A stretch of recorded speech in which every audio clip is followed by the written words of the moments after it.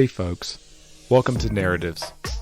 Narratives is a podcast exploring the ways in which the world is better than in the past, the ways it is worse, and the paths towards a better, more definite vision of the future. I'm your host, Will Jarvis, and I want to thank you for taking the time out of your day to listen to this episode. I hope you enjoy it. You can find show notes, transcripts, and videos at narrativespodcast.com.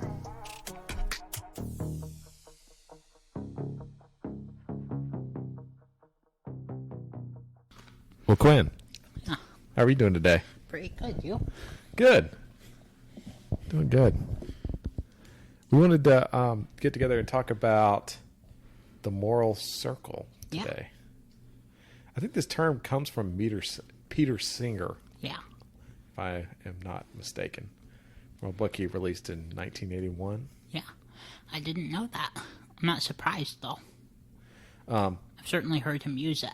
Right. I guess he's probably the biggest utilitarian. Yeah. Out there. Perhaps we should define our term before we get started. It's the moral circle. What's the moral circle? I think it's this idea about who you're able to empathize with, and or maybe about the trade-off between how difficult it is to empathize. And I'm not sure that I'm doing this correctly, but in general, it's easier to empathize with people who are more like you than with people who are different. Members of your tribe are members of moral concern. Members of our tribes may not be. Members of our species may be even harder than members of our tribes. Right. So something like the moral circle is who we deem worthy or what we deem worthy of moral consideration. Yeah. And it seems sort of variable in terms of, I think there's a risk of conflating our endorsed considered values at reflective equilibrium and our instincts. And I'm not sure that conflation is necessarily destructive in the moment. I just watch for conflations generally. Definitely. So it actually spurred me for us to talk about this and have this conversation. I was reflecting on a paper that you sent to me on, and this is a couple weeks later, it's just been bouncing around my brain, on differences in the moral circle and moral preferences from people across the political spectrum. Yes. But, yeah. Yeah. The interesting finding in the paper, I guess I'll just throw it out there. Conservatives, the more conservative you got, the more family focused you were. Yeah. So near kin relationships matter the most. Yes. And the farther liberal you got, I guess the preferences went out further. Yeah. If I'm remembering correctly. So it was like non-human animals. Yes. Were really important. Yes. That was, and it's been a little bit since I read it, but I think it was based on self-report. That's right. So which we should remember. Yeah. It's just a good habit. I'm wishing I had the paper. Yeah. I could check. I'm remembering being I remember the result being kind of extreme. It was very extreme. Yeah, which made it interesting, but it also could be a red flag. Yeah. Especially with here in the news recently, Dan Ariely. I don't think I've heard. Oh, you didn't hear this? No. Apparently he claims that it was an honest mistake and he didn't do it, but faked a bunch of data about trust and irrationality, and I had not heard. Kahneman thinking fast and slow. Those guys apparently had something similar happen recently. Long story short, take all psychology research, or perhaps research in general, with a grain of salt. I think it's good to think explicitly about what reasons you have to trust it to make that salient. I spent a lot of time thinking about this as a teenager. I was reading Bertrand Russell, again, I know people are probably sick of hearing me talk about No. him. But he wrote this 1,000-page book that was the history of philosophy going back to Greece. Yeah. And that was the first thing that made me really grapple with how big history was, get on gut level rather than just as a number. Right. And I noticed that almost all of these societies were really, really wrong about how science worked, and Right. almost none of them were correspondingly uncertain. So I had this... I'm careful about saying this because I think a lot of people stop there. They go Right. full epistemic relativist. We have no reason to think that our ideas about how the world works are any more valid than any of our societies. And I don't believe that's true. But I do think it's good to explicitly think about why we think they're more valid. Because I think what the book convinced me of is that there's a very natural human tendency to just basically believe what the people around you tell you about that stuff. Definitely. Just, without... And historically, that usually does mean you accept some stuff that's just not true. Right. Definitely. And I had this thought recently. We were talking about my dog and God. Oh, yeah, I remember. D-O-G or G-O-D. And it's similar thought. My dog, he had he had mange. Yeah. He had to get a bath. He really did not want a bath. It's very painful for him. He really hated it, And I thought about, there's no way for him to understand that this is good for him. And so, we were talking about this in the context of the problem of suffering and things like that. But it's also like there are things above our cognitive pay grade, perhaps. Yes. Important to keep in mind. Really important to keep in mind. Huh. My dog always tries to climb me. Right, mine too. She really likes being dried off, though. Nice. That's good. That's good. I realize that probably doesn't address the important point, but... No, I think it's great. But it does remind me, so the moral circle, who we care about has changed. It does seem like it has changed over time. Yes. In the context of our dogs. Yeah. I think dogs have definitely, upped a level within the last even 20 years, I would say. Yep. Since we've been alive, I think that's been a real shift. I think so, too. Dogs is actually family members instead of, Yeah. they're near kin instead of just Yeah. My mom talks about that. Oh, really? Yeah. Which I find comforting because it means I don't have to worry as much that I'm, inadvertently mistreating mine. Right. I would know if I were doing that. Yeah. Absolutely. So in the context of utilitarianism, Yeah. this matters a lot because we the moral circle matters a lot because who we count in whatever calculus for when we decide whether to do something or not do something, cost benefit analysis, this all, do we count animals? Do we count people in foreign countries? Do we count people in other cities? How do we decide Yeah. where to draw these lines? It's an important question. I definitely disproportionately weigh the people I care about. And I expect other people to maybe disapprove of that decision, but I'm not exactly going to apologize for it. Right. I decided when I was pretty young that it was important to be honest with myself about my own motivations. And that sometimes means I can read arguments that I shouldn't feel that way, but they don't work. Right. That's smart. I have much the same moral intuition that, near kin matter a lot. They matter more to me than other people. Broadly, people in my country matter more to me than people in the world. That feels very taboo to say, actually. Just saying that. I'm very thankful that you say it. I think I don't have it about the country, but I do have it about my subculture. And maybe this also feels taboo to say, but that feels, fair. Maybe people who are, not so much people who are autistic, so much as the larger set of people who will get called autistic by people who use that as a derogatory term. Gotcha. Which includes the people who are actually autistic, but Right. people with that high systematizing tendency. I think that's a really good way to describe it. I think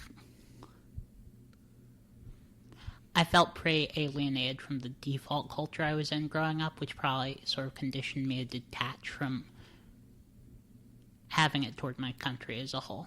And I'm not sure that that was psychologically healthy. I mean, I'm certainly not bragging about it. That's very interesting. And I think formative things like that matter a lot. Yeah. Really matter a lot. For one's own beliefs, right? If you had a lot of terrible experiences with your fellow countrymen from, it wouldn't lend itself to, this is quite interesting. I think this has broken down too. I think what I said that, I value fellow countrymen more than citizens of the world. I think that used to be a much more common belief. Yes. That we're kind of in this all together and Yeah. But of course, that did include black people. So, we should, you got to take these things with a grain of salt. I don't know. It's very interesting. Yeah, it's definitely changed.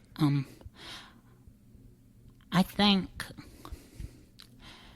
I Can Tolerate Anything Except the Outgroup, which was Right. Scott Alexander. He talks about the blue tribe and the red tribe, and he thinks the red tribe identify themselves more with America, which means the blue tribe have a conspicuous aversion to identifying themselves with America.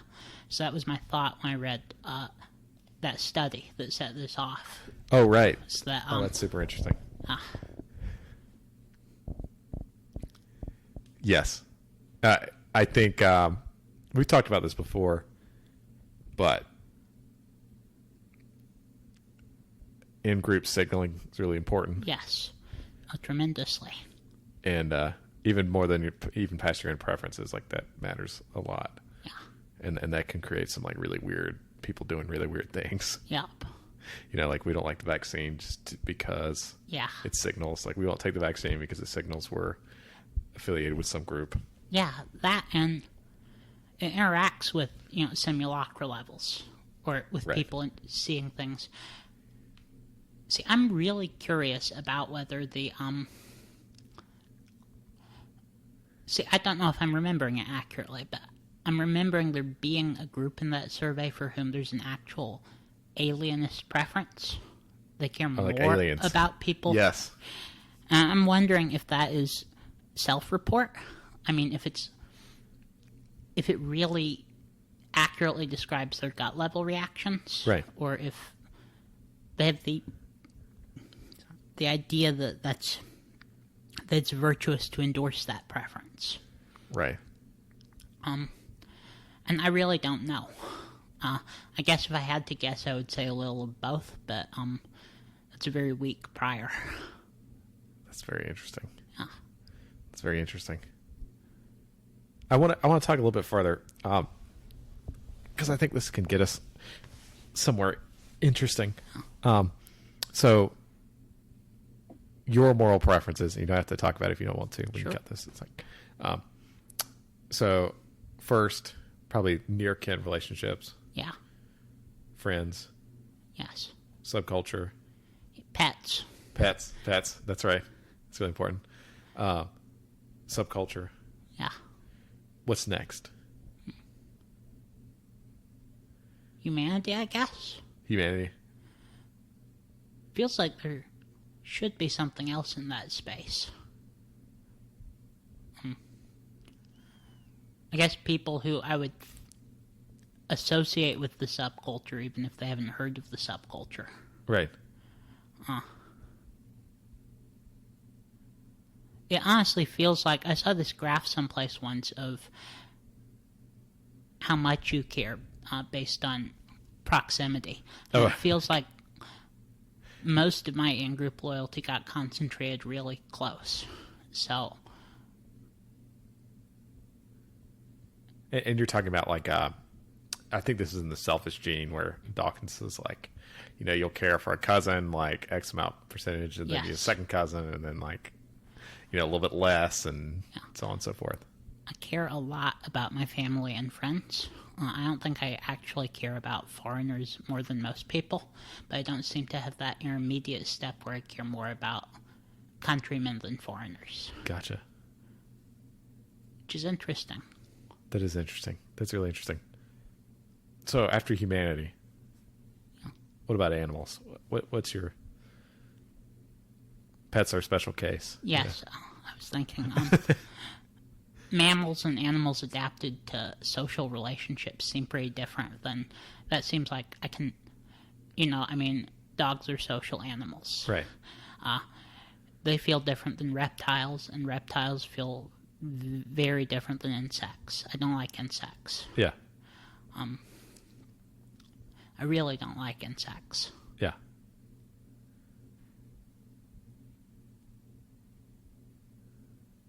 And arachnids and other things in that. Right.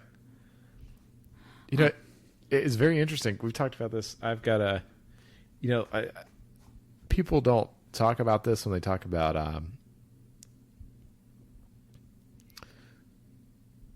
you know, reducing suffering and worrying about, like, you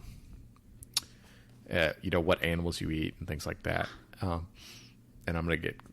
I will probably get canceled with this in the next 100 years. You know, because things are going to change soon, I believe, with you know, cultured meat, which I'm very happy about. Yeah.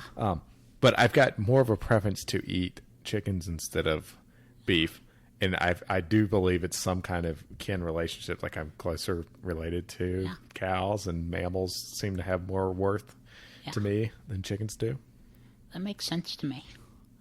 I think I have a little bit of the same feeling. Yeah. I almost went to work for one of the big EA organizations a couple years ago. And in the interview, they actually asked me, you know, so, like, you know, how do you think about animal lives in terms of human lives and things of this nature? And it was kind of, I felt weird saying it because it felt like out of the blue, but I was like, you know, it was in the context of pigs, and I was like, I think there's no number of pigs I would be willing to trade for a human life. Yeah. Like, I just don't think, I don't think you can get me there. Yeah. Which, like, I don't know, I kind of feel bad about that, but that's a moral intuition I have. I'm really, really glad that we're saying this stuff out loud. I value that a lot, and I think it's important to have a place to do that. Yeah. You know, I think that's key, and I don't know, I have a really hard time getting my ethical intuitions to attach to scope. I do have the idea that I have an ethical intuition that scope matters, but it's different than I have an ethical intuition to consider this. Right. And being good at considering it. Yeah. I don't, I think the scope thing, I think that's a great, and I want to come back, there you had a thought there. The scope thing, I think it's important to think about. For example, you know, I say that, I just say that. One of the revealed things I have is, so I was running down the trail this morning, and there's a millipede walking across the trail, and millipede's going to get smashed if he doesn't get moved. And so I picked him up and I put him in the woods. You know what I mean? I really like that impulse. And, like, I don't know, like, but then again, like, how many insects would I, you know, save, and for, you know, what's the trade for human life? And I just don't think that ever works for me. Yeah. Well, I really want to reciprocate by saying things that could let people cancel me. I think there are specific human lives that I would definitely sacrifice to save even a small amount of pigs. Interesting. Are these, like, really bad people, you'd say? Yeah, I think Is that so. kind of thing? Not necessarily destructive, more like, well, it probably fits the moral circle thing. People who are doing things for reasons that I can't get my empathy to attach to. So, Interesting. I think mostly people working, not just people working, but people who have totally mentally acclimated to a very high simulacra level. So, I'm thinking of high-level politicians, but if you look historically, there are definitely some high-level politicians who aren't members of the reference class. Right. And I'm not necessarily endorsing that impulse, but I do think that would be my revealed preference. Like, That's just so interesting. Yeah.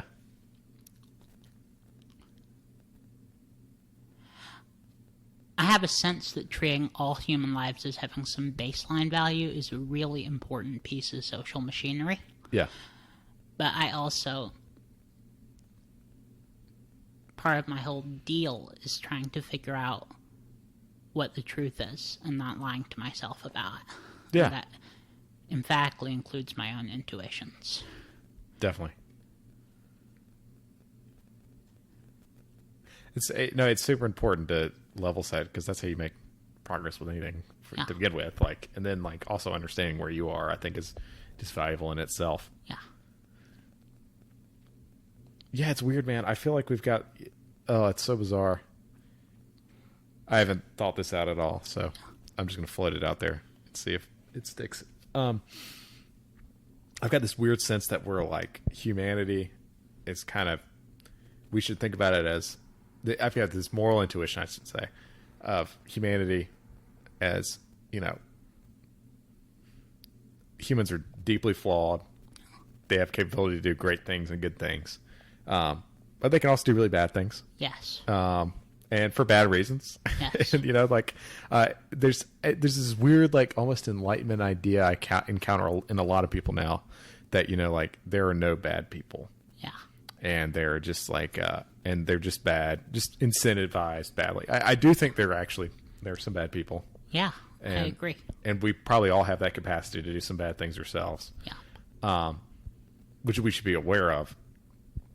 But I have a feeling, we're all like deeply complicated. We're all in this spinning rock in space, flying through the galaxy. And it's kind of like it's our job to try and take care of everybody as well as we can and keep things going. I don't know. I think it's useful it's potentially useful. I'm going to do it anyway. Nice. To separate the epistemic question from sort of the metaphysical question. It's one thing to say people are so complicated that you shouldn't write anyone off absolutely because you could be wrong. That's a question about whether you know if they're bad. Right. And it's another thing to say bad is an invalid category. Right. Definitely. That's a really crucial distinction. I'm reminded of Itkowski has this moral dilemma about where you have something very small and bad happen to a lot of people, or something large and bad happen to one person. Yeah. And part of his opinion on the matter is, well, I think I can just apply it to garden variety trolley problems. He thinks that there's a distinction between what you ought to do morally and what produces the best result, and that mostly comes from the state of your knowledge. Interesting. Yeah. So, there's a variant on the trolley problem where you're a surgeon trying to decide where to carve up people and use their organs on needy people. And I think Itkowski would at least float the idea that you can never be sufficiently certain that this is actually going to lead to better results. So you need a deontological prohibition against doing it. But the deontological prohibition is instrumentally justified rather than metaphysically justified. I want to make a meta level point. Yeah. And if you... Oh, yeah. in talking to you, I've gotten this sense that, I remember reading in college, like all these different moral theories, deontology, utilitarianism, like which one's going to rule the roost? That was always the question that kind of the professor would talk to you about, you know what I mean? And like, here are the strengths and weaknesses. It seems like it's incredibly case by case. Yeah. And it's like, and they work at different levels, you know what I mean? Yeah, I do. There's a Stephen Case tweet analogizing them to nouns, verbs, and adjectives. Like, if you kill... That's great. I think that fits really well. Yeah. Like, they do work at different levels. We use them to answer different kinds of questions. Right. Yeah. And I see people trying to apply them at the wrong levels and getting confused. Like, arguing that someone's behavior was really, really instrumentally destructive and so bad according to utilitarianism, and then using that as to determine that they're therefore a bad person, which is a question about propensity, which doesn't doing something once is some evidence of having a propensity to do it, but the scope of the and that I think this plays into a lot of our a lot of what people have been talking about recently with effective altruism. Yeah. So Yarvin, he comes in and he's like, we don't care about the bugs. Clearly we don't care about the bugs. Like, why do you care about the bugs? Like, this is stupid. And this is kind of his complaint. This is in a nutshell. This is not exactly it. But broadly, what I do think is correct, which I think he misses, is it's something like, okay, like if you're running down the trail and you see a being you can help, it would be a good thing to do to do that. Yeah. Now, if you have what I think is important about effective altruism is, like, if you're trying to do good, you want to do it in a manner that maximizes that. Yes. So like if you can save, 100 people by doing one thing and 50 people by doing the other, and everything else is equal, you want to do the 100. Yeah. Like, and I think, and then people like, I don't know. Yeah. What do you think about that? I think maximizing it is really, really important. Yeah. There is a thing I've learned to expect, and I don't want to confidently accuse him of doing the thing. But I'm very opposed to the thing, and it seems to happen a lot. Yeah. Where the criticism is essentially that caring about the bugs is really weird, which is different than thinking emphatically that you should not do it. Right. I don't think you should care about the bugs. Yeah. But I don't think the fact that it's really weird is a very strong argument against it, because I don't think our society has been maximizing this particular thing. Right. So we should expect some strategies that are very effective to seem very weird. Interesting. Yeah, that's a really good framing, right? Well, he's very conservative, and like it would make sense he has just high disgust. Yeah. Like high disgust reaction to it. It's like, this is disgusting, like, and really that's filling in for a lot of stuff. I'll reiterate that I don't think we should care about the bugs. But I don't like that form of argument. No, yeah, I don't think it's good. Because I think it's worth. Of course, it's worth at least thinking about it, right? Yeah. Because what if the bugs are super sentient and yes. They have a lot of pain or something, and it's like really terrible actually what we're doing with insecticides. And Yudkowsky said once that a question. This is, I think, mostly related. Yeah. A question about a situation you're never going to encounter is important only if you can't answer it, because that tells you things about your own models and your own sense of the world. He says it's important whether you would kill Santa Claus or the Easter Bunny only if it's hard for you to decide, If it's easy for you to decide, then it's not an important question because they don't exist. Right. If it's hard for you to decide, then that's like a bug report in your mental algorithms. Right. No doubt.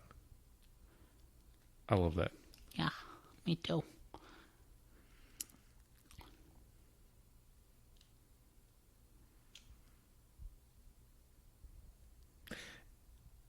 It's interesting. Yeah. People seem to have, different preferences on what matters. Yeah. Like who's in the circle and who's not. Yes. A lot of progress studies people I talk to, especially in like animal welfare, think it's like there's almost this Whig history view of things. Yes. Where, it's like, okay, like we're just going to keep expanding this puppy until like we cover everything. Yes. What do you think about that? The most salient thing I think about that is that it's not going to work. People aren't going to actually do it. Yeah. Which doesn't mean we shouldn't think about whether it would in some sense be good if they did, but asking them to is not going to work. We really are not wired for that. Right. Indefinite expansion. I'm not saying we couldn't expand more. Yeah.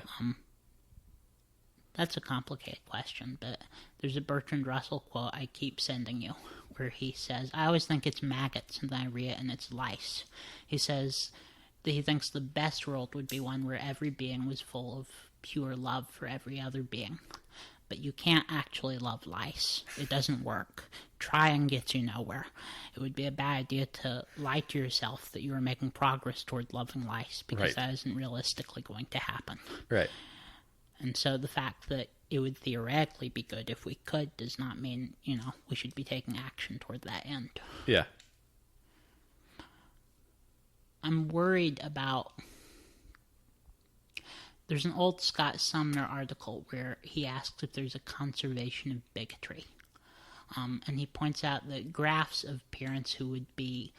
They ask them, would you be upset if your child was marrying someone from a different race? Have gone down just about in lockstep with graphs of parents who would be upset if their child was marrying someone from a different political party.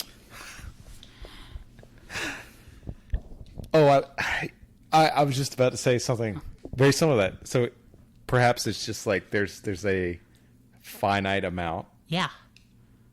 Here. Yeah. There's a finite amount of caring we have, and we've got to kind of distribute it as best we can. Yeah. At least I think it's almost certainly finite. And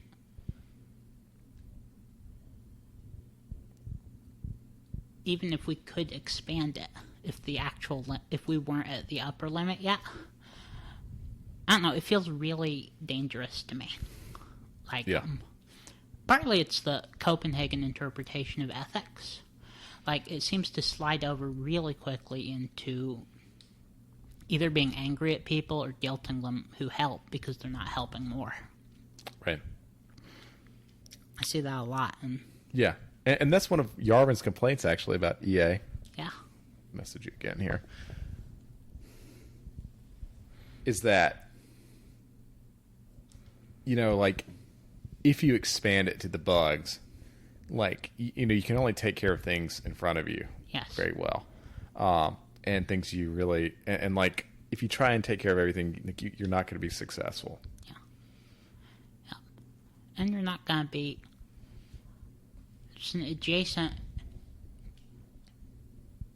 If you're not actually motivated to do the thing, then you're giving yourself incentives to good heart yourself. Right.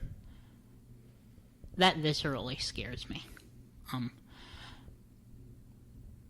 Putting the processes in my mind to work against each other. Right. But it's also true that you have way more information about the people close to you. That's right. That's a good point. There's a hard information problem here.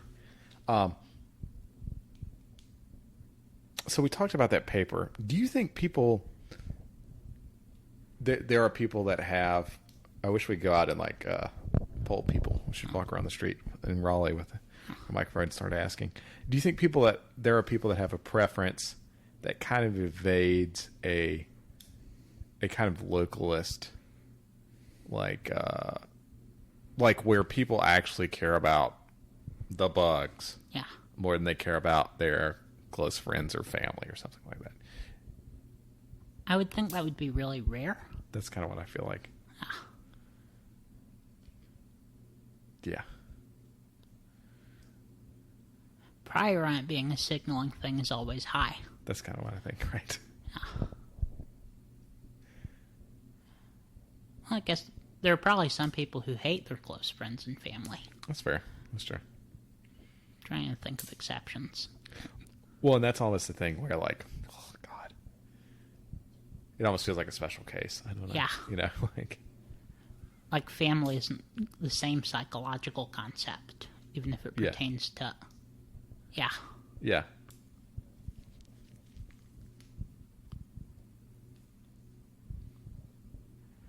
Do you think, going off that question, do you think there is anything other than, like, really, like, in a substantial way, other than essentially kin, preference? You know what I mean? Like, do you think, like, so that you could think of, like, the moral circle as a line, like, slipping downward and on down and to the right, and at the top left corner we've got, you know, your family, and then friends, you know, pets, things like that, people that are close to you, and then beyond that it starts becoming more kin adjacent, I feel like. So it's like, well, it's all of humanity, and it's mammals that are close to humanity. Yeah. You know, chimpanzees, you know, well, bonobos, and then chimpanzees, and then gorillas, or, you know, and all down. And then it's like, I don't know, it's maybe reptiles or birds or something, and then it feels so forth. More satisfying to me, because we do have pets. Yeah. I mean, and they're more detached from us than other people, but many of us care about our specific pets more than random other people. Right. So it feels more like you need something for your empathic instinct to grab onto. Gotcha. And dogs have it. Yeah. And cockroaches, I don't think have it. Yeah. Now, some people do have them as pets, but maybe that's going around the... Yeah, I wonder... I mean, I did want to say, signaling is always a salient hypothesis. There probably are, if you're asking, do there exist people with this psychological characteristic? Well, there's a lot of people. The answer is almost yes.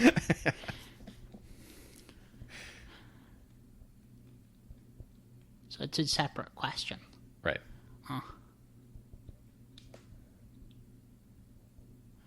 I don't know. I mean, I think it has to be built on something like kin selection, but we're adaptation executors, not not fitness maximizers. Right.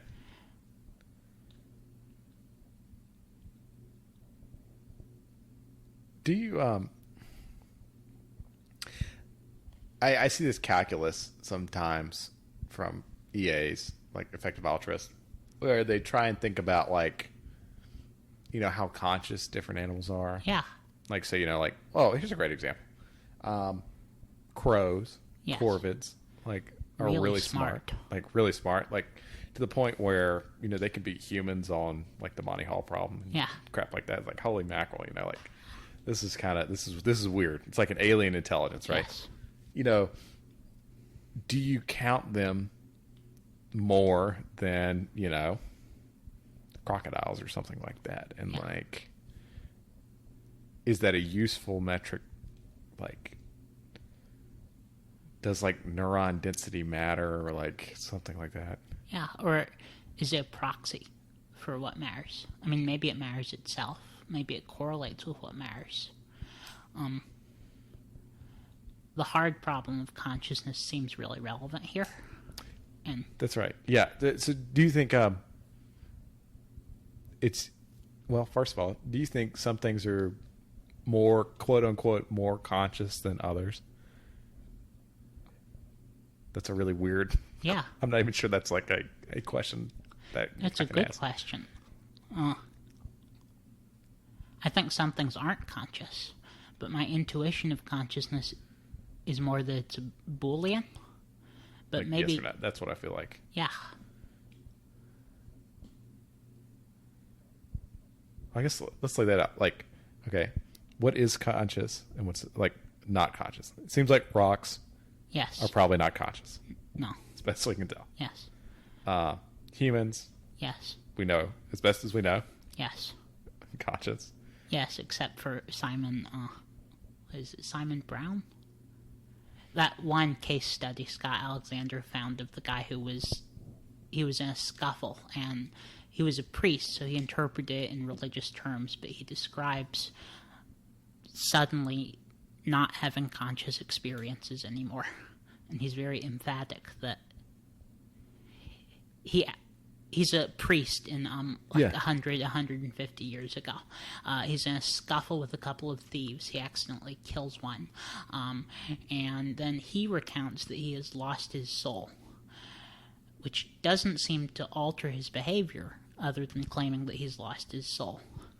And when people ask him about it, he describes not having what we would currently say is not experiencing qualia anymore. There's no record of an injury, but I keep wanting to say head injury. TBI. Yeah. Of thing. Oh, that's so weird. It goes... People are... I mean, they're just so insanely variable. Yeah. Oh, yeah. But, I don't want to undercount it, but yeah. it's just like, yeah. Well, and that goes more broadly to the hard problem of consciousness. It's just like really difficult to get one's mind around. I think the redness, the experience of seeing red, is the sort of like the stock example. Yeah. Computers can process information, but I don't think we think they're conscious. Yeah. I don't think they're conscious. Like the sense of being alive, the sense of sensing. Yep. Do you think it would be possible for AGI to be conscious? Yeah. I mean, I think for consciousness to interact with physics, and it has to interact with physics if we can write papers about consciousness. Right. It has to be able, you have to be able to get there through physics. Maybe weird physics, maybe quantum physics, but there's got to be a way. Right. There's a wacky dude. I read this it's like in high school. Some guy who worked on the Large Hadron Collider. And he has a PhD in physics. Maybe it's Bernardo Castro. He's never gotten any real traction. I mean, he's got some weird cult followers. So caveat, I'm inserting a lot of epistemic, caveats here. One should be very careful. But he's got this idea that consciousness, perhaps brains are something like consciousness receivers. Yeah, now that's neat.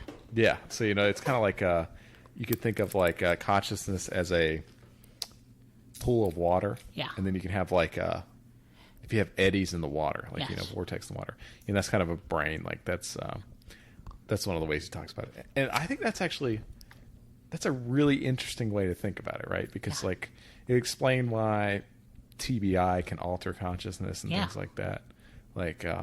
Anyway, weird thoughts. Yeah.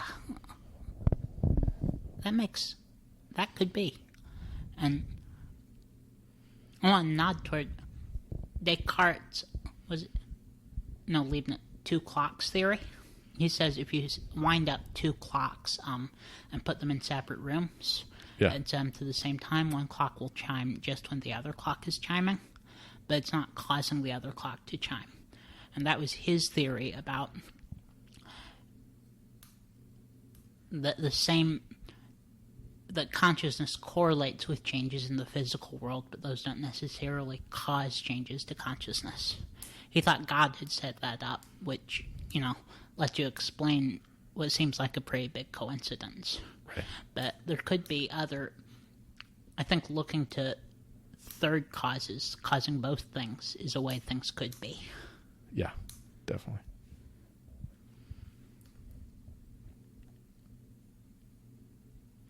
Yeah.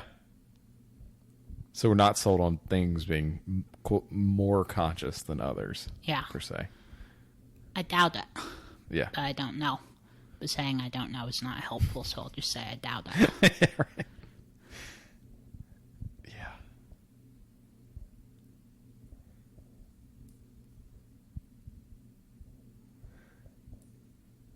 Do you have any instinctive thought on, like, fungi versus plants or anything like that? Like when we go that far out? They don't seem conscious to me. Instinctively. Well, I guess not conscious, but just like their moral worth. I guess. Like comparing the two. Feels pretty close to zero. I think I see them as more resources. Gotcha.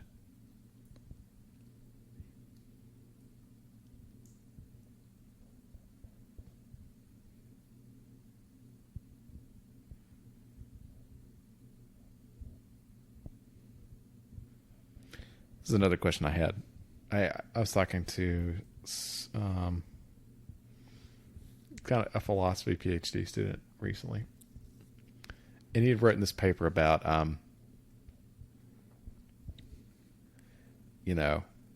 death, and is death bad? And it's clearly bad for the living because it's like it alienates you from the dead. Yeah. Which that's a bad thing. And I'm not really sure it's anything that we can even really know. I mean, I think that's the real problem. I do have that sense. Was tempted to say that about moral worth in plants. Right. I mean, I'm having a very strong temptation to point out that I don't know. But I don't know if anyone knows, and you asked about my intuition. Right. Trees are really pretty. Yeah.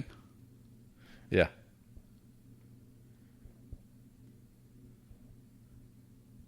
And this, I guess, going off of that, we were thinking about death, and how do you value, he had, so his essay, he talks about, well, what if one day we have sufficient technology, we figure out some new kind of physics and we can bring everyone back from the dead. Yeah. And, like, what's worth more, is it people who have died and already lived, or is it people in the future who have not yet lived? And I think this is, I just want to get broadly your take on, what do you think about humans in the future and how we should value their lives, and how should we think about them? You know what I mean? Yeah. Because this plays off the moral circle, right? Like, like how concerned are you about existential risks? Yes. Hundreds of thousands of years in the future, or like, it's very different if it's 1,000 years or 100 years. Like, yeah, I have that sense.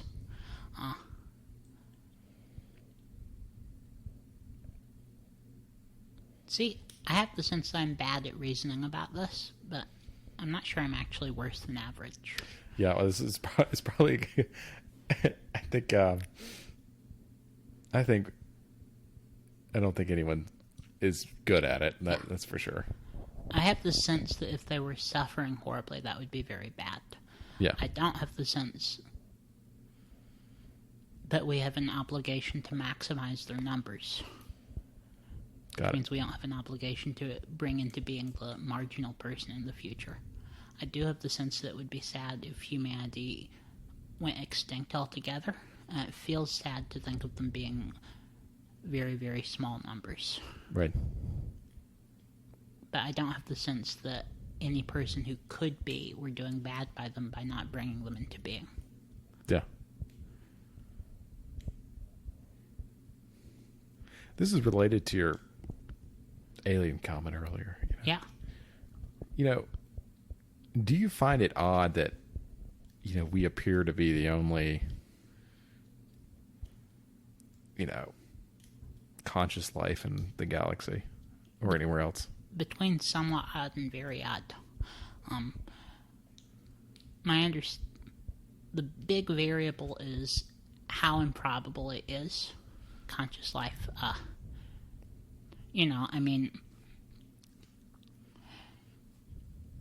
if I were to take out a fair coin and flip it 10 times and get heads 3 times and tails 7 times, I wouldn't find that odd. If I flipped it 10,000 times and got heads every time, I would find that very, very odd. Something's wrong with your coin. Yeah, that's what I would think. So, the universe is so big that it seems very odd that we get life out of it exactly once. Yeah. Or in exactly one planet. Right. And we're not seeing what we think we would see if there was life on a bunch of other planets. So yeah, it's definitely at least somewhat odd. I wish I had a better sense of how improbable it is to get life even once. They've done some experiments on this. Yeah. Have you seen this where you try to, you try to recreate the conditions of the primordial soup and see if you can get some really simple amino acids or something, whatever the precursor is, Yeah. bumping around. I haven't. What do they find? My sister was telling me about this, so this is second order, and I haven't read it. But it was something like, they're able to make it happen with some amount of. Takes a lot. It's pretty random. It also touches on anthropic reasoning. Like, we wouldn't be having this conversation if life hadn't come into being exactly once. I have a hard time reasoning about anthropic reasoning. You want to talk about that a little bit more? I think I mostly get it from Nick Bostrom. Yeah. Talking about your ability to condition on your own existence. Gotcha. Me.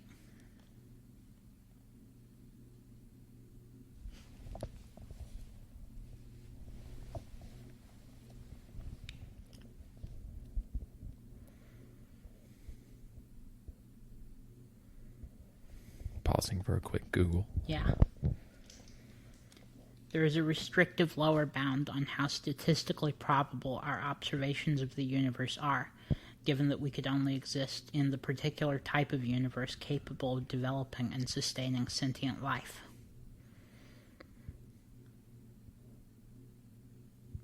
So I think Scott's first essay for Less Wrong chronologically was an essay arguing that animals are probably not conscious because there are so many more animals than there are people that if they were conscious you would probably be an animal and not a person.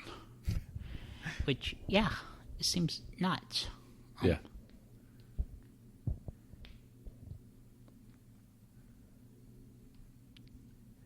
Have you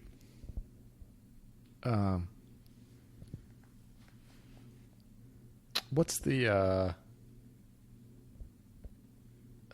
the equation where they try and reason out how improbable, Drake? Is that the equation where That might be the name of it. I don't know the equation. The aliens, what are the probability given it how much we've seen so far with telescopes? I think Drake, yeah. It's really confusing. What's your sense of how much we've seen versus, you see what I'm saying? Yeah. Because that matters how weird it is, right? There's a lot. I think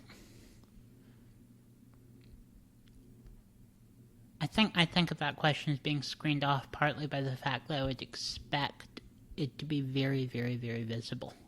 Like if one of them mishandles AI and builds a paperclip maximizer. Yeah, you would see it. See a giant paperclip. Yeah. We'd be the giant paperclip. Yeah, we would be the giant paperclip. That's right. Do you think there is some what do you tend to think about these great filter arguments where there's some hard constraint where maybe you just end up at some level of organization there's too much entropy or something and it all just blows up with civilization? Well, it's certainly clearly addressing something that's very puzzling, which is why we don't see alien civilizations. Right. But the thing is, you have to assume the Great Filter works. I mean, it would be surprising if there were like 2 other alien civilizations and they both got caught. Right. So we're thinking of something closer to a physical law than just a failure mode civilizations can wander into sometimes. Right. And it's hard for me to see anything that's a hard physical law. Yeah, and I don't like... I'm somewhat skeptical of like that hard physical law element of the Great Filter. It's like, oh, this is what happens. Because, humans have agency. Yeah, we do. Like we have, maybe no other aliens have agency, and that's what, I don't know, like maybe there's something weird going on there. Yeah. But we do have the ability to, if we can recognize problem, actually, we're fairly good at managing, coming up with solutions. It honestly feels like there's a failure mode I think people get into where there are a lot of phenomena they don't understand. And so they put all the phenomena under the same heading. And that feels like reducing the things they don't understand to one factor. So, if you're in the Middle Ages and you don't know why any, physics type stuff happens. Yeah. Newton hasn't done his stuff yet. Yeah. You can explain all of it by saying God did it. Yeah. But you haven't really explained it because you can't make predictions. Right. But it feels like there's just that one thing you haven't explained. It's... And the Great Filter feels a little bit like that to me. Like we're postulating something that works with astonishing regularity. Right. We don't know what it could be. Yeah. That reminds me of this anecdote I got from this lecture Gerard gave. Yeah. And he talks about like how do we get science? Like the idea is like we got science and then we stopped burning witches. Yeah. But maybe we got science because we stopped burning witches. Yeah. That would be neat. I don't know. It lights up the happy parts of my brain. Right. Yeah, because when you think the scapegoat is the reason why the crops fail, you're never going to look for why that might not be the case. And in a witch-burning environment, there's a very strong incentive not to stand out because someone can target you. And that's going to limit innovation. Absolutely. I think it might limit it really quite a lot. Yeah. Well, that's a thought I have, like why is China unable to produce innovation like the U.S. when they have if you look at the PISA scores. Yep. They're like a quarter of the human race, yeah? Yes. And their PISA scores are scary. And that actually gives me a lot of hope for the U.S. in some sense, like it's very chaotic, but we are smashing the outliers more than we used to, which is a bad trend. But we still smash them much less. Yes. And actually, apparently, one of the big takeaways Xi had from, I'm getting a second hand, so this could be false, but one of the big takeaways Xi had from the Cultural Revolution was it was too, it was led by people on the ground, and that's why it didn't work. And we need to more centrally control everyone, and that's the real answer. And I think that just does not lend itself. That just makes your problems worse, right? Yeah, it does. I'm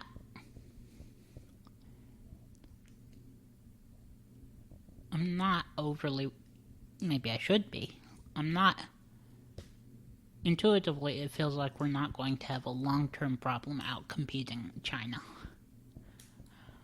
They have loads of resources, but if we have I think even a 10% increase in innovation is going to be decisive with the tech level we're at now. You know what worries me? What? they're able to get our stuff really fast. Yeah. You know, like, we do have the ability to create this stuff, like they cannot. But if they can get it in 6 months, then that does. I hadn't been.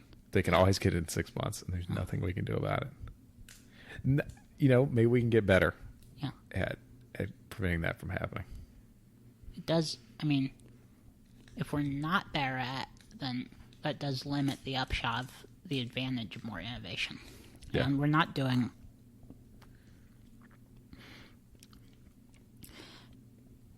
And there's a question, is our ability to innovate dropping? I'm pretty sure it has dropped. It has dropped. I think you're absolutely right. If that's a process that's going to continue, I mean, if we're going to get worse than we are now, then that would be very concerning. Yes. Then it makes it just very difficult. Yeah. Just very difficult. Oh, just a little bit. I think we should talk more about China. Yeah. Just why? Because I find it fascinating. Yeah. This is one of my big X-risk concerns, actually. Yeah. It's like, I do think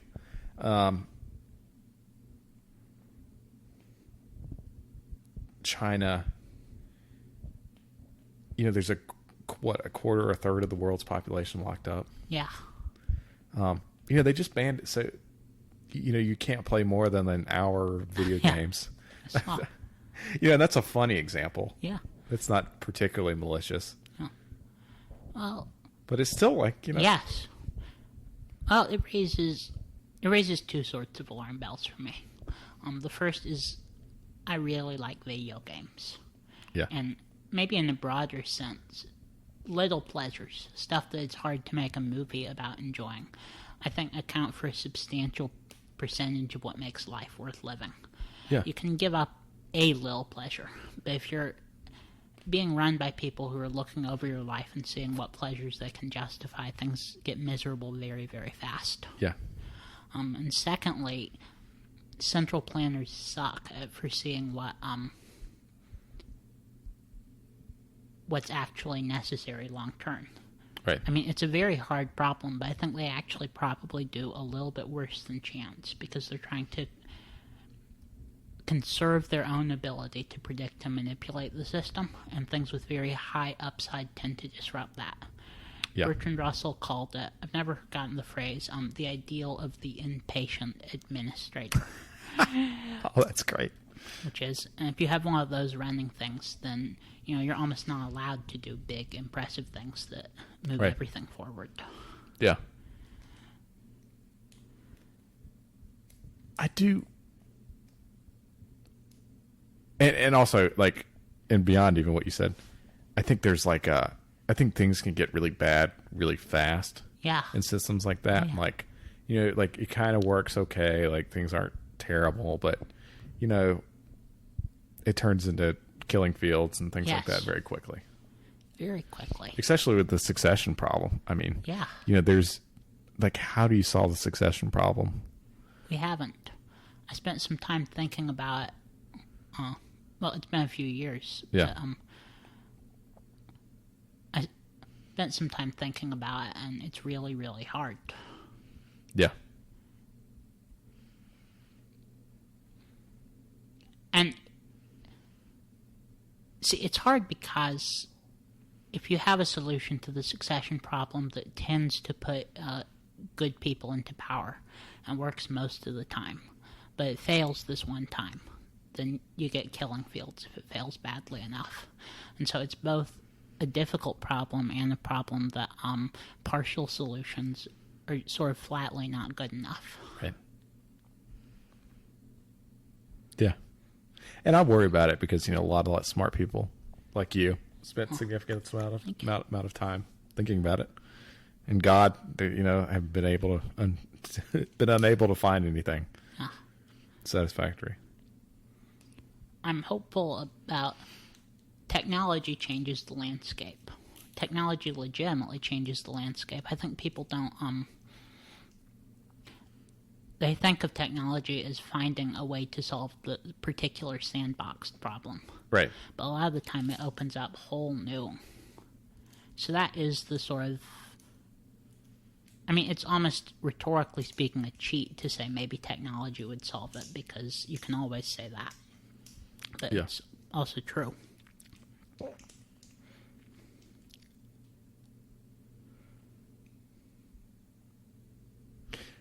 Yeah, it's interesting.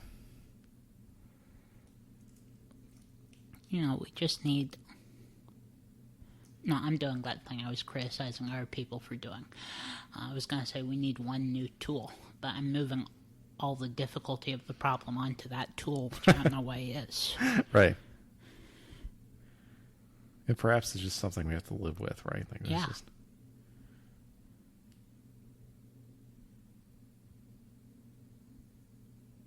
Yeah, I don't know. China is deeply scary to me. Yes. You know, Xi wants Taiwan, and he wants it before he's gone. And we have, you know, it's weird. There's this weird psychosocial thing. Yeah. Where Taiwan, you know, they could resist and they could prevent it from happening. Like it's you know, look, it's an island. Yeah. There's a strait. Yeah. You just need to blow those boats out of the water and guerrilla warfare, and that's the answer. And SAMs are cheap. Yeah. You know, like surface to air missiles are like really cheap. Like there's all these like kinds of things you can do, but I don't think they believe they can win. Yeah. Like I don't think they believe they can win, and America doesn't believe they can defend it. Yeah. Like, you know, strategically we don't think it's possible, and so we're not going to try. And you know, they're probably going to be able to get it. I think that's the most likely scenario. I agree with that. I mean, you gave me some reason to rethink what I thought earlier, but I was meaning I'm not as worried about the type of civilization China is outcompeting the type of civilization we've traditionally been. I'm very worried about, I mean, in the short term, you have a bunch of people with a lot of power who don't seem aligned with our interests. Right. That's a really good point. We have been the type of civilization that could solve this problem. Yeah. It seems like we're less like that civilization. Huh. And perhaps that's what we need to, Yeah. you know, kind of solve things a little bit. Cowboys. Cowboys. Huh. I love that quote. That was a great Yeah. quote. Do you want to repeat that quote? I think you should repeat that quote. I have it queued up, but it was basically the cowboy. Well, I should be able to, because it was Scott, wasn't it? Yeah. So this is from Scott's. What was the post? What was the post called? The Alzheimer's drug. Aduminicab. Is that how you pronounce it? I have no idea how you pronounce it. We've only read it. That being a cowboy has moved from being a complimentary term to being a much less complimentary Derogatory term. And that heralds bad things. I'm looking for it, but Yes, it does. I may have it. Yes.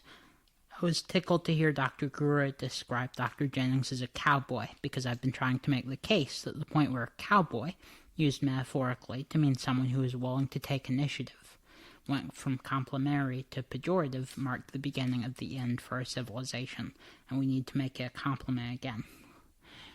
He's right. Yeah. You know, this reminds me, there's a great anecdote. So, have you ever been to Chickamauga? No. So it's one of the largest battles in the Civil War, and it was in Georgia, just south of Chattanooga. Huh. It was a massive battle. And, you know, I'm driving around the battlefield, checking things out. You know, I'd love to go check out history and stuff. Really nice national park. And there's a big hill, and on the hill, there's a monument to a Union general. He wasn't a general, he was like a colonel.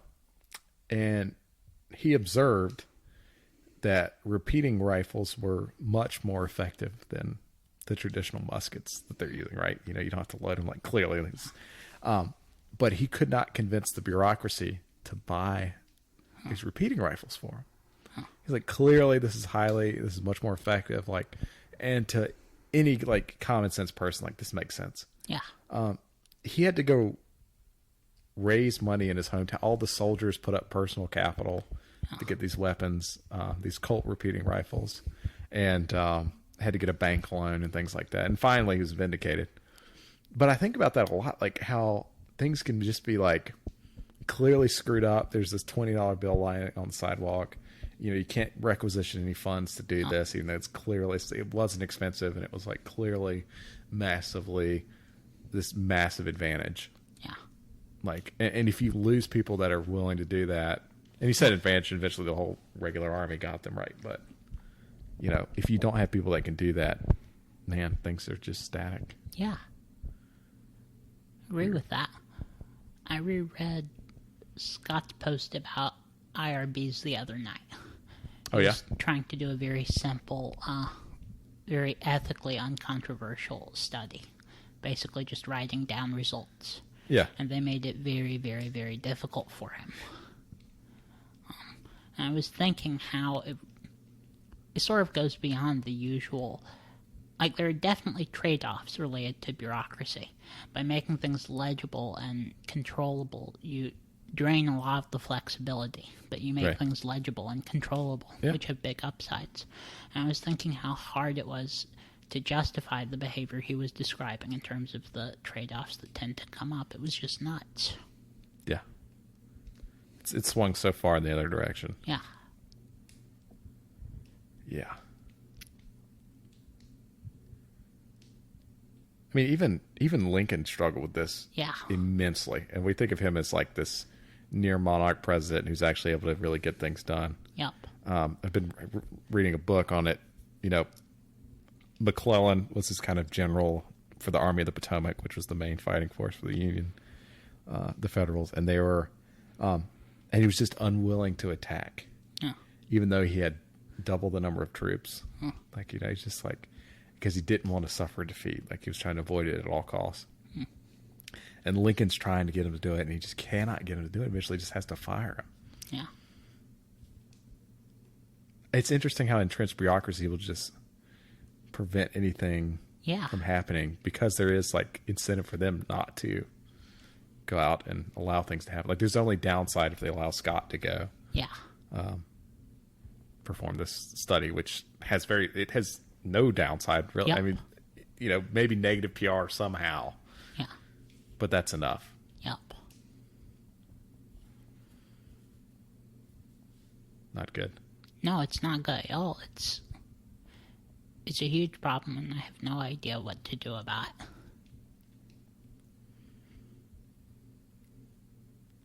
Yeah. It almost feels like it's just one of these things you just have to reset it every once in a while. I think that's the only path forward. That could work. Move the headquarters. You just got to move. Yeah, that's one of my favorites. It's just like you just move the headquarters, a couple 100 miles one direction or the other, and make everybody come into work. Yeah. And you just get to reset it. And you have to do this every 20, 30 years. Like, that's the time scale. Yep. Maybe that's what it takes. Yeah. That's one thing I think about. It's like a Chesterton-Spence argument, but I think Yarvin's like way too confident. Yes. About like monarchies not messing things up. Yeah, it's a rule of thumb, but it works really well for me. His critiques of the existing system are good. His proposed solutions are much less good. There's still some value there, but... Yeah. There's a problem, like, what do you do to make things more effective? Yeah. I don't know. I don't either. Anyway, the moral circle. Yeah. Any other thoughts? Nah. No, it's feeling a little daunted by the problem at the moment, actually. Oh, yeah? Which probably isn't the best headspace to be in, but you have to work through it. That's right. I think the big takeaway for me from the conversation is one should be aware that our moral, what we care about, is inherently limited. Yep. And we only get to spend it in a couple places, so we should just, I think being aware of that is important. Yep. I'm having a hard time articulating why exactly. No, it is. It's really important, so you don't end up lying to yourself about what you're doing and why you're doing it. You have better information about the people closer to you, and your attempts to help them are, I mean, this varies a lot attempt by attempt, and I don't want to put everyone trying to help people far away in the same, but, in the worst case scenario, it's less likely to end up like the Great Leap Forward. Like, massively backfiring. It's hard to help your parents in a way that massively backfires in that same way. Yeah, it's that's such a good point. And this comes full circle with a lot of things we've been talking about. Like, clearly a lot of things are broken. Yeah. A lot of things, things don't work as well as they used to, and they need to be fixed. Yeah. But there's a failure mode, which is the Great Leap Forward. Yes. And, and how do you do things without the Great Leap Forward happening is something you should be very aware of. Yeah.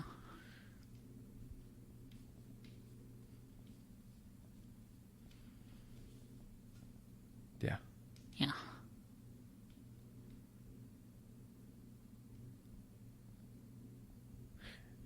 Have you read It's Time to Build by Mark Andreessen? No. Good. Interesting. I'll make a note of it. It's essentially this essay he wrote during the beginning of the pandemic. It's time to come together, and we're going to start building stuff again. In this country, we're going to actually build stuff in the physical world and make things better. Kind of a call to action. Yeah. But, then again, it's hard to see how this is not necessarily true. But in general, I think building things, maybe I need to caveat this more severely, is generally positive. Yeah. I think where you get in trouble is where you think certain people are the problem. Yeah. I don't think you need to caveat that. But technology could be bad, like Yeah. AGI, right? Like AGI could come paperclip us all, and that's not good. It's a good guideline. And that failure mode where you decide that you need to... Well, I think it's a two-part failure mode. First, you decide that the current social institutions are in the way of your building things. They need to be destroyed. And secondly, you use that as an excuse not to do any of the actually difficult building better social institutions. Right. That never works. That's very good. That's a great point. But it's very difficult to build new social institutions. Yeah, it is. I do see in some sense, though, probably need to cut this too. I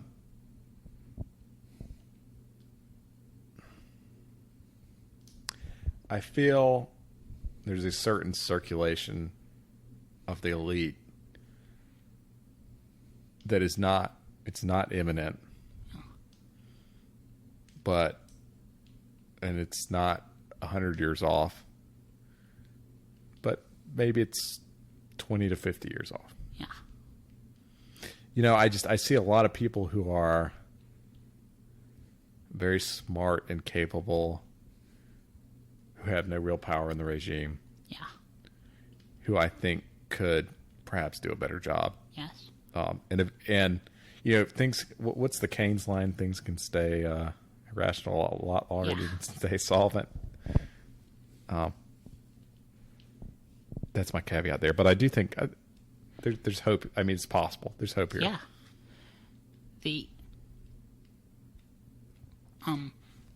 control of the current elites is definitely fraying. I mean,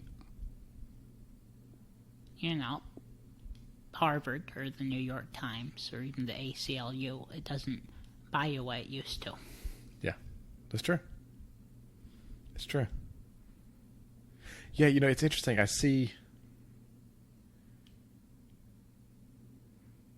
was working on something I can't talk about right yet, but in working on this thing, I encountered the breakdown of Harvard admissions. Yeah. And, only about 20 to 30% of the people that got in on quote unquote merit. They've achieved a lot in their educational lives. Their, SAT scores are awesome. Yeah. Most of it is like you play a really weird sport, your legacy admit, there's, parents gave a lot of money. There's all these weird proxies for it, right? Yeah. There's a great line in The Young Pope where they talk about one of the characters. She's like, I went to Harvard, and the Pope says, I don't care. Harvard is decline. Yeah, I know. It's very interesting. Yeah, I think it's more obvious on. It's just a dumb thing that happened. I think I was talking to my mom about Steven Pinker, and I said, nice. He works at Harvard, but I like him a lot. She said, "But you like him a lot." Yeah. Yeah, he seems good. Yeah. No, but you said but. Yeah. I don't know that I actually think that Harvard is an anti-signal at this point. But that was sort of my sense of it. But I guess you have to specify anti-signal of what. I think of them as they're not all about truth anymore. Yes. It's about power. Yeah. I mean, I think that's what's corrupt. Yeah. It masquerades as being about truth, but it's about power. Yeah. And you can't have both. Yep. That reminds me. Do you remember the old Scott Post, Harvard admissions? Much more than you wanted to know. Yeah. I love that post. It was really good. And up until the 30s, I want to say, even right before the GI Bill, you could, the Harvard's admissions rate was 90%. Yeah. Like you pass the test, you can go to Harvard. Yeah. The college I went to had a really high acceptance rate, and I thought I was much younger, and I didn't know who Scott was, and I was totally apart from. So I thought that probably meant they weren't good-hearted, that Right. They weren't trying to be elites; they were trying to learn about the world. Yeah. And that turned out to be a very, very bad prediction on my part. That's all right. You're working with whatever you got. You know what I mean? Yeah. And it's tough to see these things until you're in them. Yeah. Yeah, I think that shift of universities becoming like power selection mechanisms instead of like truth-seeking institutions. Like that's why everybody wanted to go, right? Yeah. Like when it's just like, oh, we're going to sit around and try and figure out what's true. It's like the rationalist community, and there's just there's a couple of dudes, in each city. There's like 20 here, and that's a couple million people, and it's not really competitive. Yeah, the geeks, mops, sociopaths model looks really relevant to me. Universities used to be pretty much all geeks. Yeah. And can you define those three? It's a model of I think subcultures where geeks build stuff because it's neat and they like it. That attract mops who also like the stuff but can't build it, but oftentimes contribute in other ways. Right.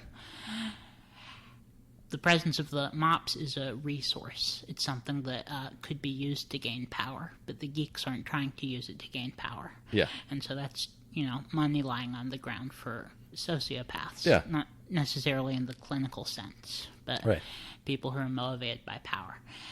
they come in and modify the subculture to make it better at gaining power, which means it stops being good at doing what the geeks wanted to build it to do. Right. Oh, that's awesome. My favorite example of this is from there's this historian Bill Clinton loved, and I can't remember the name of this book he wrote. But in it, as a side note, he wrote about a ton of things. But he describes the evolution of American football. Yeah. And, okay, I love American football. I feel bad about it because of the TBI thing, but, that's a discussion for another day. But, American football was a game that you played at school because they thought it would make you healthy and you get to hang out. Okay. Huh. And then they started playing it against each other. Harvard and Yale would play.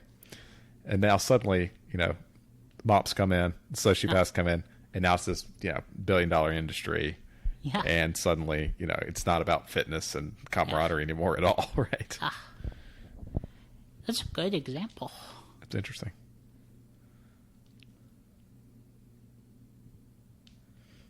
Is this inevitable, do you think? It's certainly a very strong attractor. So I think it's one of those problems that we always have with us, but I do think it can be staved off sometimes. Nice. And delayed. And even the fact that it takes time to set in, is having children pointless because eventually they will die? Right. I don't think so. No. I think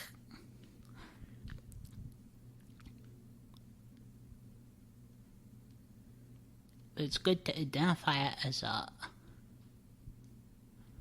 problem. Cards on the table, I'm feeling kind of, it could be the weather, or I'm in a mood where things look more hopeless to me now than they probably really are. Interesting. Just something to... But I think clarity helps. I think you could say I have a lot of faith in the creation of clarity. Or, phrased differently, I have a very strong default heuristic that creating clarity around problems helps even if you can't see solutions, because once the problems are clear, maybe someone else can. Right. Or people can get out. Yeah. Well,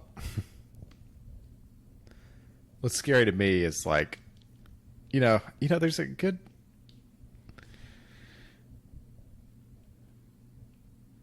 There's a good chance, you are seeing things abundantly clearly, and we do find ourselves at a very difficult place. Yeah. I don't want to say hopeless because there's always... Yeah. It's whenever I watch American football, my wife, last night we're watching Carolina Tar Heels first game of the season, and we're down a lot of points. Yeah. She's like, we should just turn it off. I'm like, no, you never turn it off. Yeah.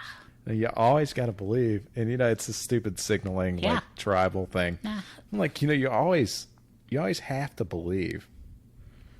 It's almost a side thing, but it's not stupid signaling. Signaling is one of the things people do, and it's good to be able to talk about it, but I don't want to reflexively denigrate it unless we have some reason why this particular piece of signaling is destructive. Right. I don't know. That's probably a whole other podcast. Probably so. But you're talking about what I will say about you being really worried about where we are. I think you're probably seeing it clearly. But what I will say is being worried about it is a good thing because it means there's a chance. Yeah. If you're not worried about coming back, if you're not worried about turning things around, Yep. You really don't have any chance. No.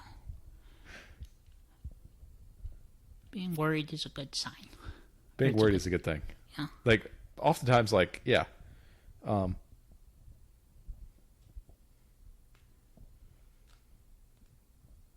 don't know what more to say about it, but I think this is actually an important thing for people generally. Have you ever been through a CBT book or anything like that?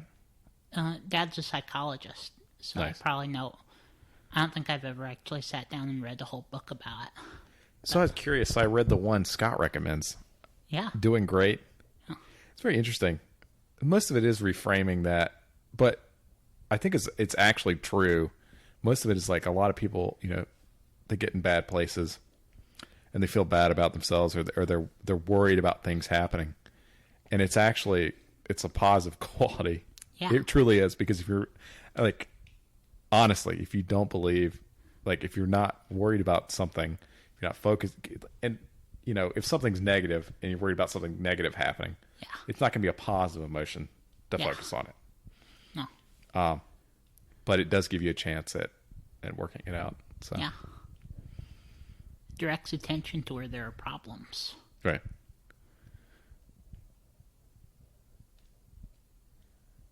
And you got to define it to get anywhere. It seems important to distinguish signaling from deceptive signaling.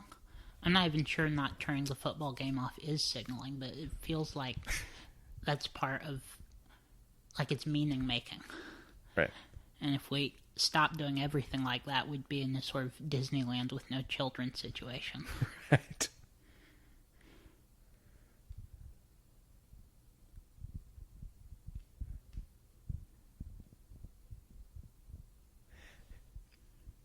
Have you thought at all about what meaning is?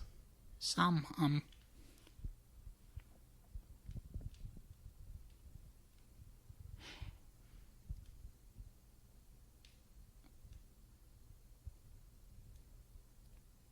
it seems connected to narrative, and it seems connected to counterfactuals.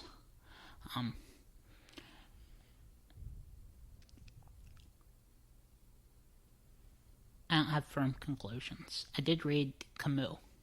Oh, yeah? Who, was supposed to be the meaning guy. And I feel like I got some useful stuff out of that, but not as... I feel like we always... Once we've identified him as the meaning guy, we treat him as solving more than he really does. What were your takeaways from Camus? Partly that I should stop thinking of the end goal as being a place with no more goals. That it doesn't necessarily... My takeaway was you don't have to be pushing the same boulder up a hill, but you're going to end up pushing something. That it's useful to try to find gratification in that. That if... Gotcha. You can only be happy with end states, you won't spend a lot of your life there, and that will suck. Some stuff that's hard to define about creation of meaning. Play acting. People trying to invest meanings in things in their own life. That didn't work as well for me as he seemed to think it was going to, but it didn't work, a zero amount. We brought up video games earlier, and, I drive some... That is like the archetypal example of a meaningless, hollow, empty activity. But, sometimes it really is enjoyable in a way that seems meaning adjacent. I'm very sympathetic. I don't want to shut down people arguing that that's ultimately bad for accelerationist reasons, that it makes people less likely to do things that will bring them more meaning. But I do think it brings a non-zero amount of meaning by itself. And so I would frame it as this thing is medium level good and keeps people from doing things that are more good, rather than this thing is bad. Yeah. Well, I mean, it could also keep people from doing things that are bad and meaningful. Yeah. My own experience has been that video games are a plus, but I'm not at all confident that I'm typical there. Yeah. Partly they give me, I can talk to my sister about them, or, sometimes I'm playing them with the window open and it's a beautiful day outside, and my dog I keep a bed in the game room so she can curl up at my feet. Nice. And, it doesn't feel like an entirely fake experience in terms of the...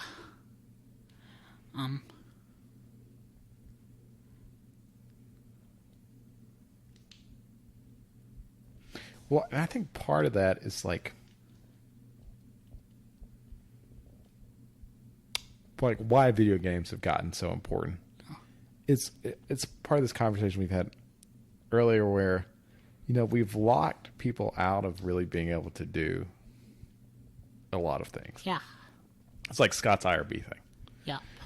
He cannot go do this Yeah. study, which would be helpful. It's like really simple. And it's like, man, we've just put so many brick walls in front of him. Yeah, we do. It's just gotten really difficult. Yeah. He has a post, what is it? It was on Slate Star Codex, so old, but it was self-serving bias. Oh, yeah? He uses, I think it was, I forget, it was maybe New Jersey, was passing a law that would let customers do their own service in gas stations. Oh, it was Oregon. Yeah, it was. And he was using that as a jumping off point to talk about, you need a license to braid hair in a lot of states. Yeah. That really does seem to have grown significantly. I think one thing I would set up, if I had the power to be pushing things, would be to aim for some kind of, maybe say up so regulations expired unless they were renewed. Yeah. To make it, an active decision, make it easy enough to renew them, but ensure that someone has to go on record and say, yeah, I think this is a good idea and we should keep it, rather than doing it because it's what's on the books. And right. some kind of automatic provision to... Yeah. Occupational licensing. Yeah. Which you mentioned. I thought about for a little bit, kind of talked about it with Spugs. There's kind of Koch brothers adjacent funded, nonprofits who work on that.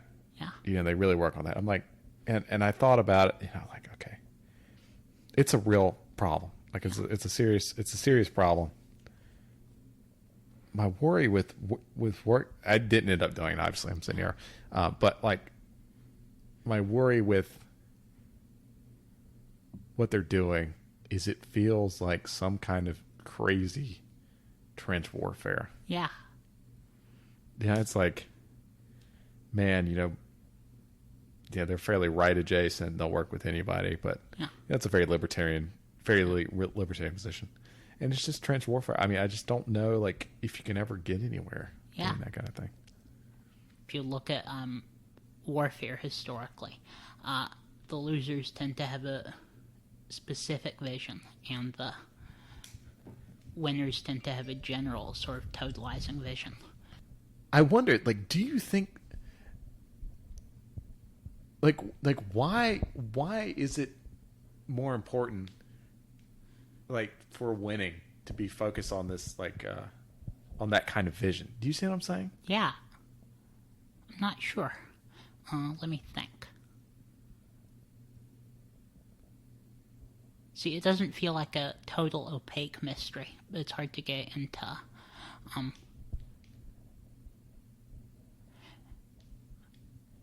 I think it was either Paul Graham or Eliezer Yudkowsky says, if you're going to start a startup, you need a business plan. You will not follow the business plan. Yeah. Reality won't comport with the business plan, but you need the business plan to demonstrate that there is a conceptually possible way you can win, and to concretize both your intuitions and the potential problems. Having a business plan lets you see, oh, this is an obstacle, and you can't lie to yourself that's not an obstacle or hope it will. It at least makes it harder to do that. Yeah. I think it might be like that. If you have a vision of the way the world works when you win, it makes it much easier to think about things even way... You're likely to strategize more effectively than if you're trying to cross that bridge when you come to it. Yeah. I think that's part of it. Scott has a post called The Price of Glee in China. What's that? Where he's looking at research and self-report, and I'm particularly skeptical of self-report in this area and pretty skeptical of it. But he's looking at China doing better economically and people giving similar reports on surveys about how happy they are. Which raises questions about, does economic growth really make people happier? Yeah. Now, I think there is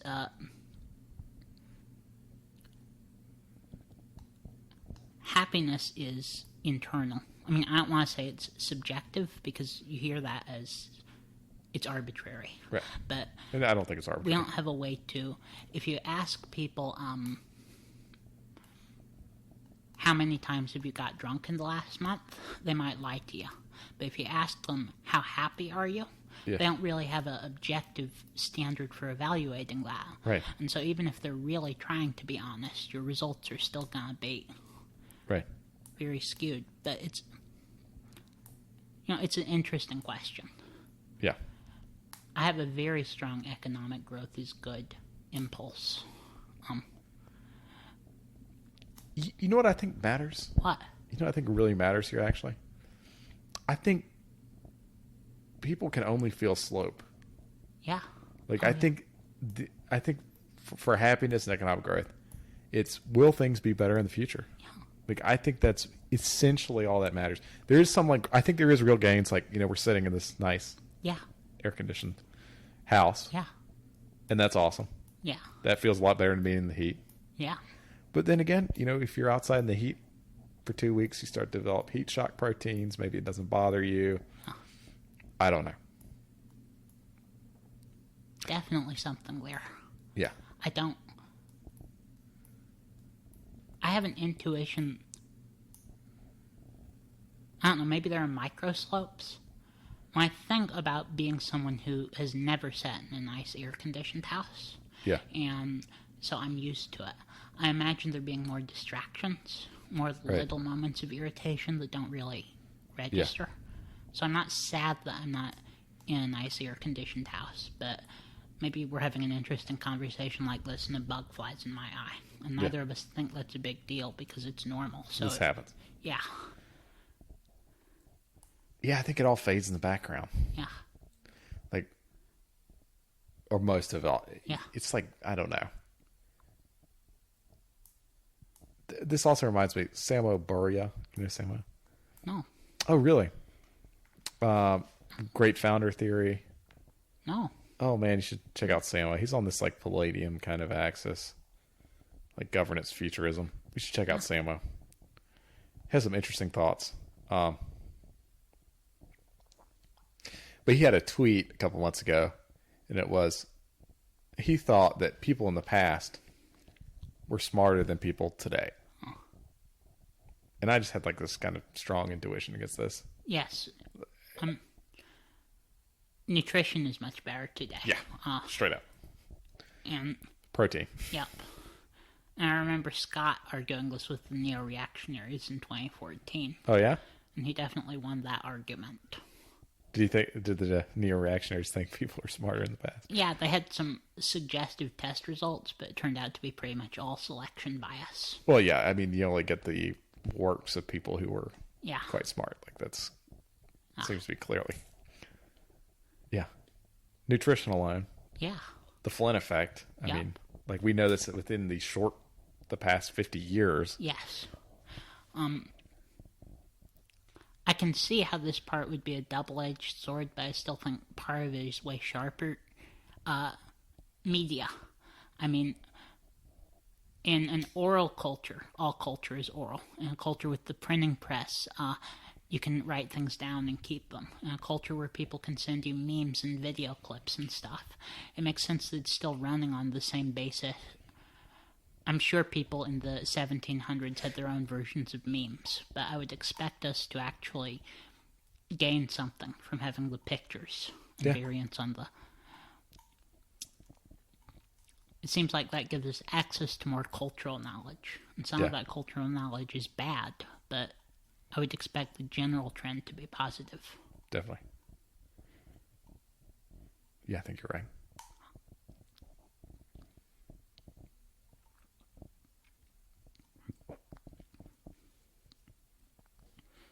One last thought.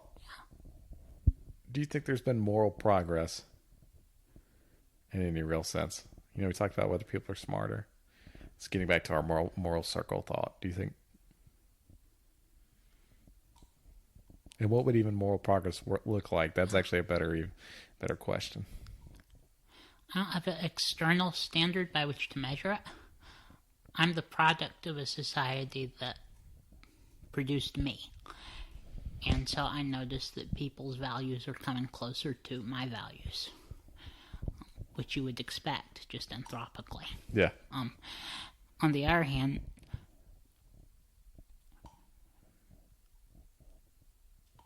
there's an attitudinal implication that a lot of the times when people say stuff like that, they're implicitly saying you should take your own values less seriously.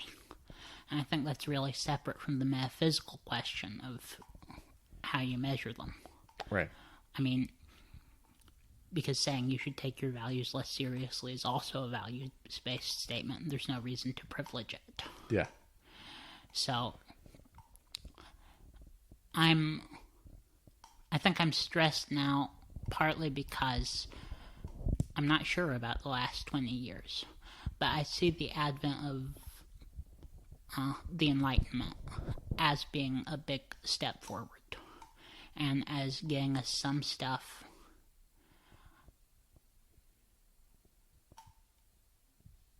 I think maybe getting us new social technology that lets us do stuff we weren't necessarily doing before. Yeah. I still see that as positive. But I don't think there's a law of the universe that has to be positive. Right. Well, and we don't burn witches anymore. Yes, that's what I was going for. Right? Absolutely. I think you're absolutely right. I think that's a big shift. Yeah. The scapegoat is innocent. Yeah. It's super important. Yep. And I don't, we've been going for a while, so I don't want to. Have I talked to you about Gerard at all? Almost none. Almost none. He's come up a few times. He had a good essay in the Politics and Apocalypse book you loaned me that I need to get back. Gotcha. I liked that. I'll send you an episode I did with Jeff Schallenberger, and we'll have to talk about it. Yeah, I would really like that. I won't do him Mimesis, justice. yeah. Yeah. That's neat. Yeah, it's interesting. Well, Quinn.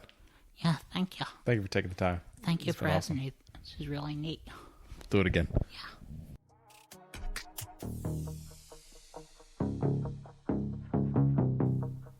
Thanks for listening. We'll be back next week with a new episode of Narratives.